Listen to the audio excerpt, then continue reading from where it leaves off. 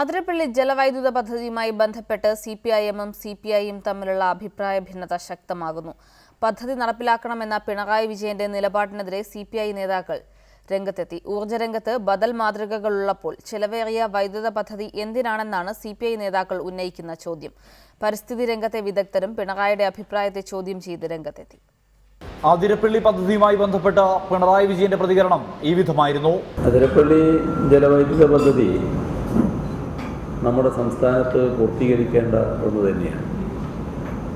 വെള്ളച്ചാട്ടത്തിന് യാതൊരു കോട്ടവും തട്ടാത്ത പദ്ധതിയാണ് നേരത്തെ തന്നെ വിഭാവനം ചെയ്തത്. എന്നാൽ ഈ വാദത്തെ തള്ളുകയാണ് സിപിഐ.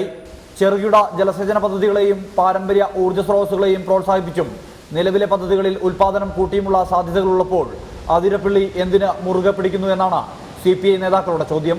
ചെറുകിട ജലവൈദ്യുത പദ്ധതികളുടെ നൂറുകണക്കിന് പ്രോജക്റ്റുകൾ നമ്മുടെ വൈദ്യുതി വകുപ്പിൻ്റെ കയ്യിൽ തന്നെ നിലനിൽക്കുന്നുണ്ട്.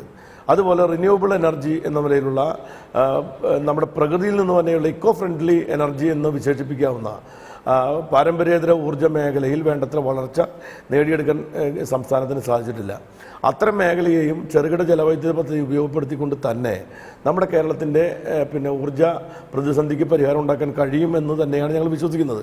ജനവികാരം മനസ്സിലാക്കാതെയാണ് പിണറായിയുടെ പ്രതികരണമെന്ന് പരിസ്ഥിതി ശാസ്ത്രജ്ഞനായ ഡോക്ടർ VS വിജയൻ പറഞ്ഞു.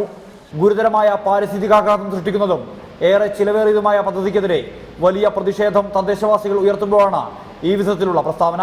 അവിടുത്തെ ജനങ്ങളുടെ വികാരങ്ങൾ മനസ്സിലാക്കാതെയുള്ള ഒരു സംസാരമാണ്. കാരണം അവിടുത്തെ ജനങ്ങൾക്ക് ഇത് വേണ്ടെന്നുള്ളവർ വ്യക്തമായിട്ട് പറഞ്ഞിട്ടുണ്ട്.